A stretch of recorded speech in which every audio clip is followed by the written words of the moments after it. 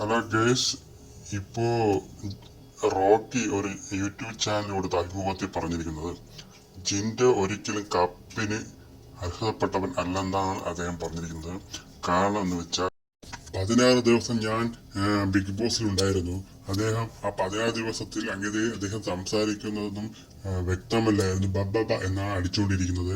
അതുപോലെ തന്നെ അദ്ദേഹം വഴിതെറ്റി വന്ന ഒരു വ്യക്തിയായിട്ടാണ് അദ്ദേഹം കണക്കാക്കുന്നത്. അതുപോലെ തന്നെ ബിഗ് ബോസിന്റെ എന്തെയോ കളികൾ ഇതിലുണ്ട്. ജിൻഡോ കപ്പ് കൊടുത്തതിൽ അങ്ങനെയാണ് ജിൻഡോ കപ്പ് കിട്ടിയത്.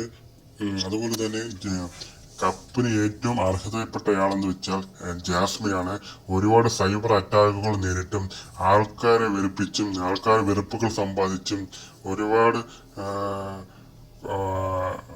കണ്ടന്റുകൾ കൊടുത്തും ഉള്ള വ്യക്തിയാണ് ജാസ്മിൻ എന്നാണ് അദ്ദേഹം പറയുന്നത്.